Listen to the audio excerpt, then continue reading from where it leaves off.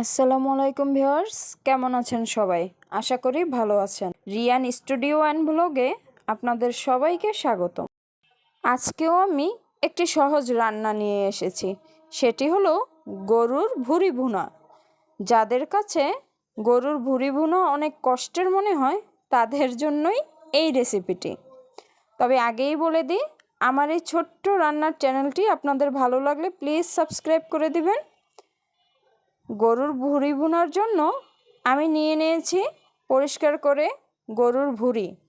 এর মধ্যে নিয়েছি গরম মশলা, আদা রসুনের পেস্ট করা এবং পেঁয়াজ বাটা।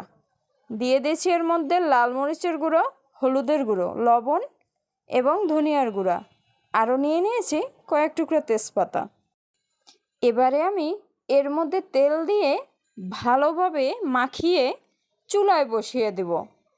দেখুন তো, মাখানো কমপ্লিট।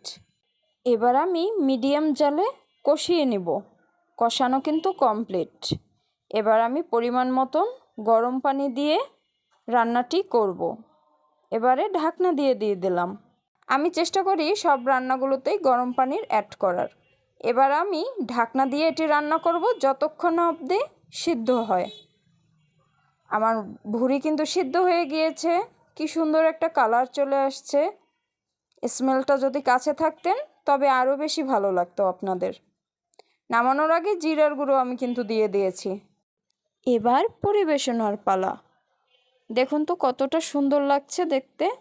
অবশ্যই আপনারা এটি বাসায় ট্রাই করবেন। আর এই গরুর ভুঁড়ি আপনারা রুটি, পরোটা যে কোনো কিছুর সাথেই খেতে পারেন।